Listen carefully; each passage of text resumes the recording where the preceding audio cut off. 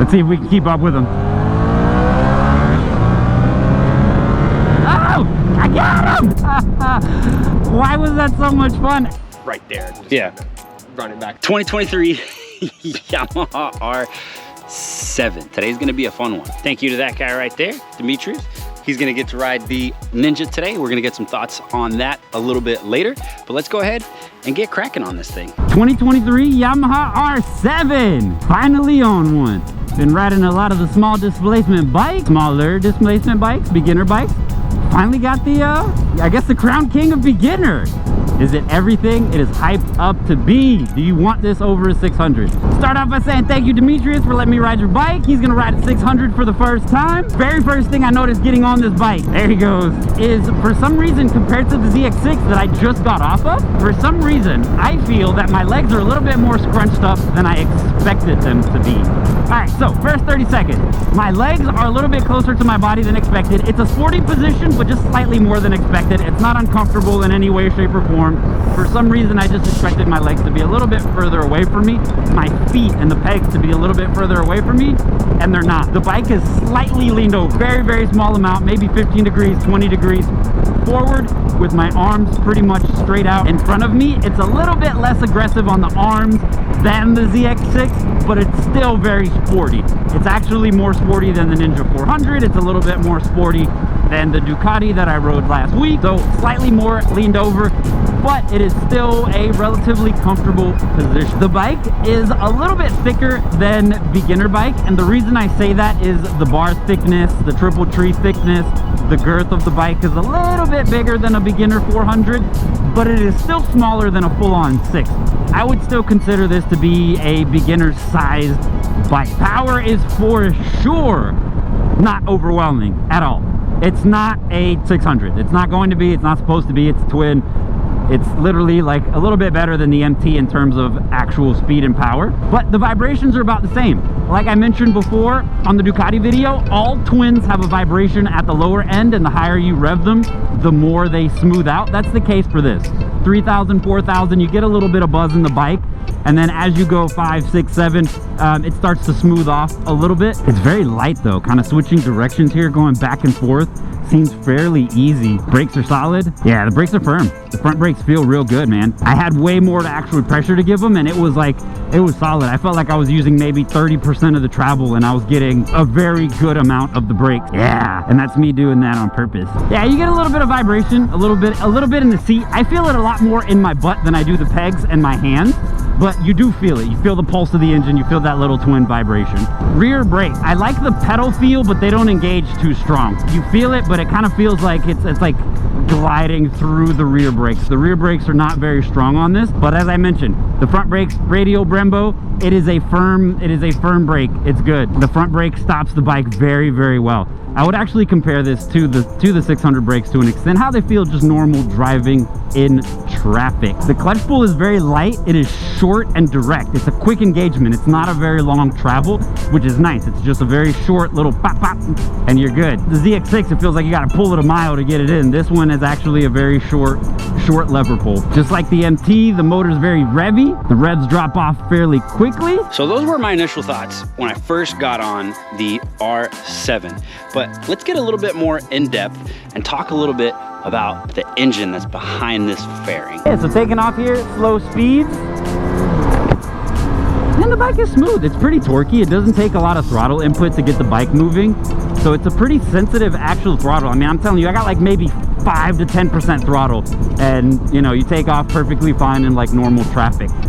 Usually when you get these like lower displacement bikes, slower bikes, it takes a lot more throttle input to get the bike to actually like move. But we're putting along here, 3,000 RPM, 6 gear, 50 miles an hour, and I can just feel the constant like you can feel the little putts from the engine, the little bangs. Again, it's a twin thing. But overall, the bike actually seems really light, man. Flipping it back and forth here, it's not much, it's 60 miles an hour, but it doesn't fight me. It feels very good.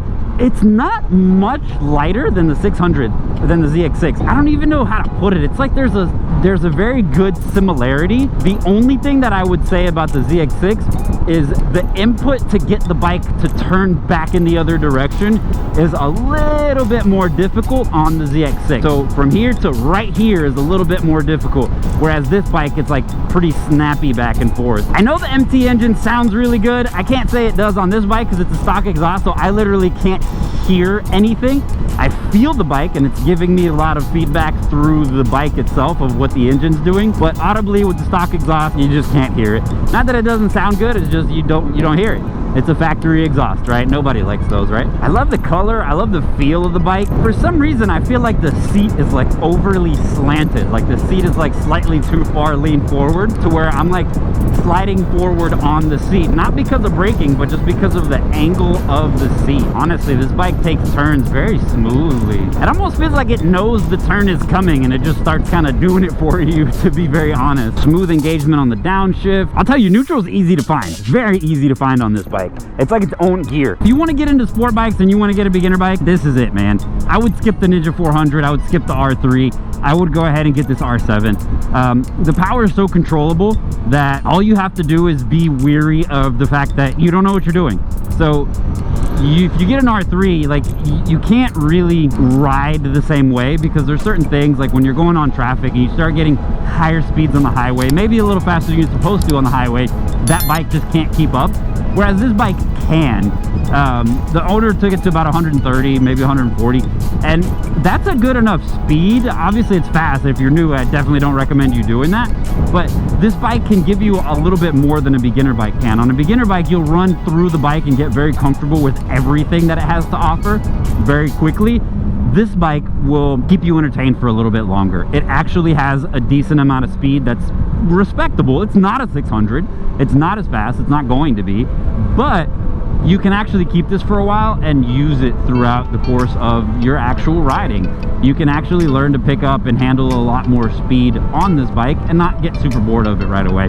So this is definitely not a like beginner bike that you have for 3 to 6 months until you learn how to ride. This is definitely a bike that you can learn how to ride on and learn how to get comfortable on. So it's actually pretty good. I like. Another thing that I noticed when we were on the highway, the bike didn't get blown around, so the aerodynamics on this thing kind of keep it straight, keep it tucked.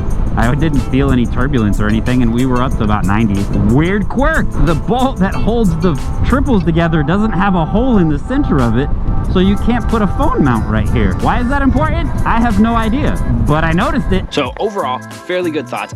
I think that it's a great bike for a beginning rider and a little bit more. So it'll actually carry you onto your journey to start venturing past the legal speed limits. Back in gear, I'm gonna let this car go and get on it a little bit.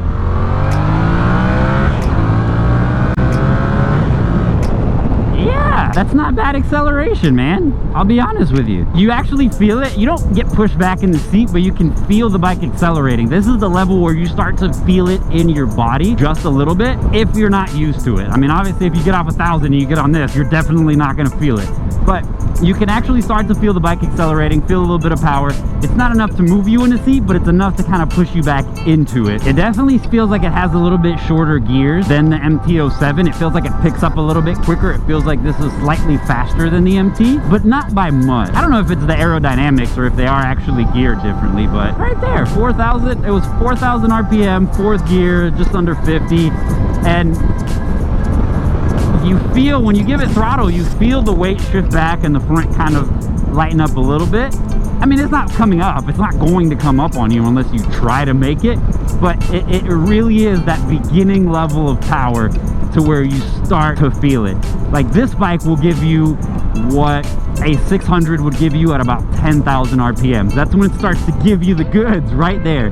That's what this bike has to offer, is like a 600 under 10,000 RPM. It gives you the beans, it gives you a little bit of goods, and you start to feel it. The shifter throw is actually pretty short as well. You get a nice click when you get into gear. It's a small click, like you can tell that the bike isn't like a hefty bike in terms of like the gear set. It's very light. It's a small little pop when you pop it into gear, but you do get a distinct sound and feel when it gets into gear. When you do a 600 and 1,000, the gear set and the shifter does feel a little bit more sturdy, so the actual feel on the shift lever itself feels a little bit more firm. You feel it in the bike a little bit more. It feels like those transmission teeth are thicker to where it's a little bit more of a sturdy engagement, but this is still giving you a nice firm actual click. It's actually a cool little bike, man.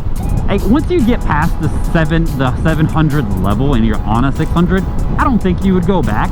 But this is definitely a good step up until, like, I would feel very comfortable telling anybody to start on an R7. Like, I don't, like, R3 for some reason, that's not the bike for me, man. R3, Ninja 400, I feel like you should start on something a little bit more.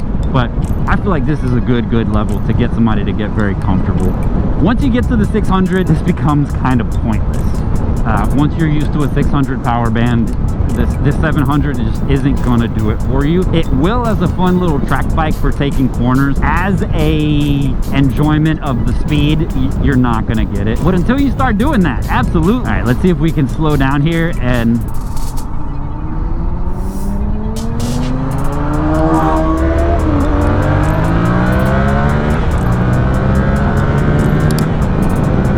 Oh yeah, man, at full beans, definitely accelerates harder than an R7. Or sorry, this definitely accelerates harder than an MT-07. At the top end, this feels like it has more power. The MT felt like it stopped at about 90. This thing kept going at 100 and whatever that was. It was actually a little bit more surprising at the top than I expected. It's not fast, but it's quicker than I thought. It really is quicker than I thought. And it carried for longer than I expected too. I feel like the gearing on this bike is a little better. And it may be completely the aero, but there he goes. He got it. And even then, man, honestly, it's actually pretty impressive.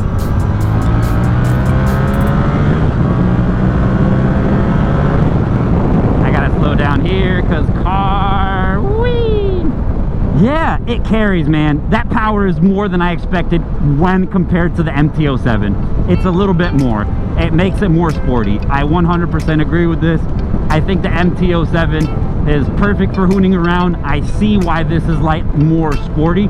Not 600 sporty, but it is actually good in its power band. Let's see if we can keep up with them.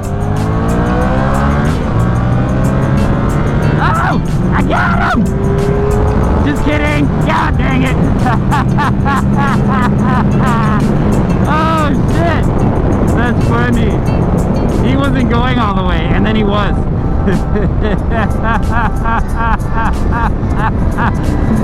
Yeah, there's no way in hell the MT-07 is keeping up with the 600. Oh, that was unexpected. That was good, man. That was good.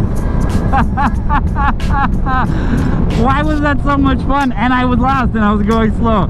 That was fun. Oh man. Oh shit. This is fast enough for the giggles, bro. If you want to go out and not have serious fun and try to go like as fast as humanly possible, this is a fun bike. It will keep you entertained. The power is entertaining. It is right at that cusp where it starts to be fast. So if you are brand new to riding, it will actually scare you. It will, 100%. If you're not new to riding, it's like a Grom. It's enjoyable and cute and fun. It's not actually Grom fast. Obviously, it's way faster than that. But you get you get the concept of what I'm saying. Like there is fun to be had on this bike, and I can see it. It's a hooligan bike, man. For small little enjoyments for newer riders, it's perfect. Do not stop making 600s for this bike though, please. Thank you. You have to make a 6. Let's go talk to Demetrius and get his thoughts on jumping on a 600 after having an R7 for 6 months. So Demetrius, first and foremost, thank you, brother. Absolutely. I really appreciate the opportunity for you letting me do this. But what'd you think about the 600? Just general overall thoughts. It's fun. The low end isn't quite the same as on my bike, but the carry through the rest of it and coming up into the higher speeds is just way different experience and just pulls right through. So it's a lot more fun on the high end, but it's definitely something different, I'll say that. The question that most people are gonna have if they're a beginner and they're wanting to get an R7 compared to an actual 600, may not be the ZX6. How do you feel about owning the R7 and now riding a 600? Do you think you could have started on a 600, or do you think it was a good idea to start on the R7? Not to say you couldn't start on a 600, but I think it was a better idea to start on the R7. It's a little more forgiving, and it kind of gets your bearing and still gets you where you need to go and still get some top end speed out of it. So honestly, pretty good. So you rode this bike, you rode this bike and you got it to go, I don't know what speed, but faster than that thing could go. Do you feel as if that bike is not enough to keep you entertained now that you know that there's a little bit more out there? Oh no, it's still definitely enough to keep me entertained for now, but it will be fun to get something that's a little quicker in the future, I'll say that. Nice, nice. So about the 600, what was the favorite thing that you noticed compared to riding your bike? Obviously, when you get on it, you're gonna notice a bunch of key differences, ergonomically, physically, how it rides. Was there something that just like completely stuck out aside from the power and how these two bikes feel and handle?